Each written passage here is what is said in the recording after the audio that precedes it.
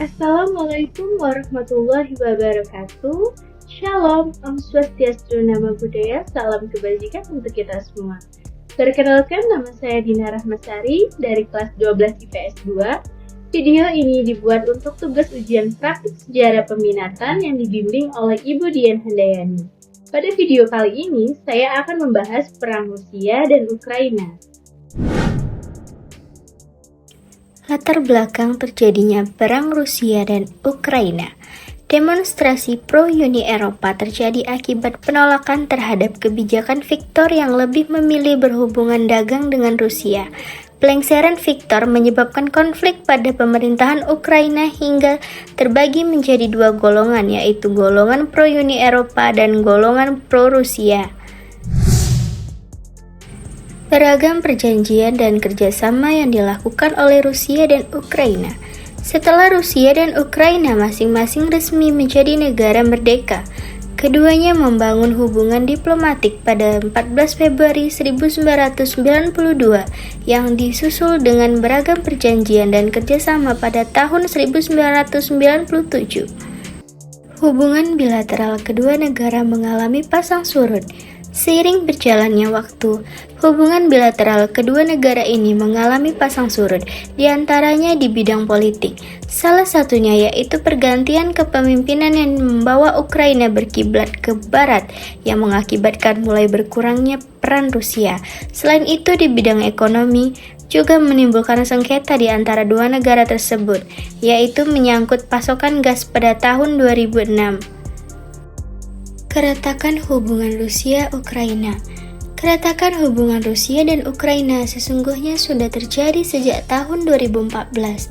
Saat itu rakyat Ukraina yang memilih untuk lebih independen menggulingkan Presiden Viktor Yanukovych yang pro-Rusia. Demonstrasi pro-Uni Eropa terjadi akibat penolakan terhadap kebijakan Viktor yang lebih memilih berhubungan dagang dengan Rusia.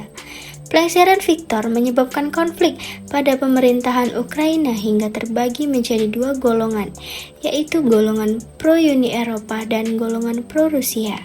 Golongan pro-Rusia ini berasal dari masyarakat dan politisi Crimea. Sekarang kita akan menuju ke salah satu kawasan yang ada di Eropa, yaitu Crimea. Karena letak Crimea yang strategis, Rusia memanfaatkan situasi ini untuk pengaruhnya di kawasan Eropa Timur dan Tengah.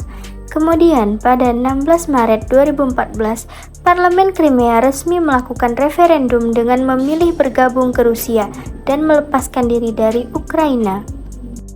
Terlepas dari krisis Crimea, rupanya pada bulan Februari 2022 kemarin, krisis antara Rusia-Ukraina kembali memuncak setelah NATO tengah berupaya mengekspansi anggotaannya ke Eropa Timur dengan menarik Ukraina sebagai target. Tentu hal ini membuat Rusia murka karena upaya NATO ini dianggap Rusia telah menjadi ancaman serta pelanggaran sehingga Rusia tidak ingin memberikan Ukraina lepas begitu saja dari cengkraman Rusia. NATO yang telah membuka pintu dengan lebar bagi Ukraina telah membuat posisi Ukraina berada di ujung peperangan dengan Rusia jika memilih bergabung dengan NATO. Tidak hanya itu, dukungan negara-negara barat yang sangat besar seperti Amerika Serikat terhadap Ukraina juga membuat Rusia terancam. Hal inilah yang menimbulkan reaksi luar biasa dari masyarakat internasional mengenai integritas NATO. Dan hingga kini krisis Rusia-Ukraina belum juga menemukan penyelesaiannya. Di samping itu, ketegangan antara Rusia-Ukraina juga telah membawa dampak yang buruk bagi sektor ekonomi, sosial, dan politik di berbagai negara di dunia. Berikut merupakan data invasi yang dilakukan Rusia terhadap Ukraina dari bulan Februari 2022 hingga Juli 2023.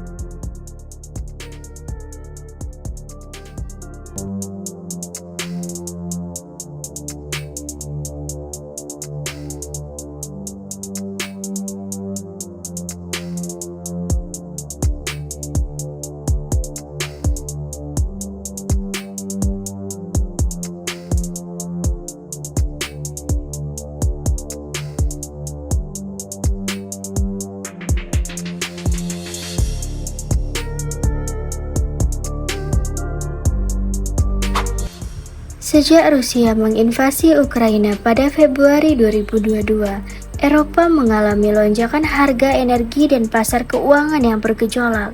Selain menciptakan kontraksi yang tajam dalam perekonomian Rusia dan Ukraina, secara khusus meneliti dampak perang terhadap perekonomian Jerman, Inggris, Prancis, Italia, dan Swiss. Penelitian tersebut mengungkapkan output ekonomi tadinya akan naik antara 0,1 sampai 0,7% pada triwulan keempat 2022 seandainya Rusia tidak menyerang Ukraina.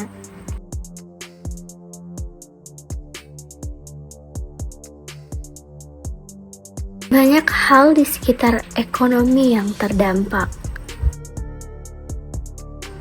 Harga komoditas melambung.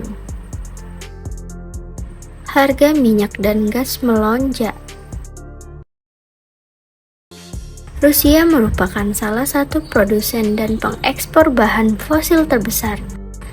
Ancaman pasokan makanan menyebabkan badai kelaparan dan kehancuran sistem pangan global.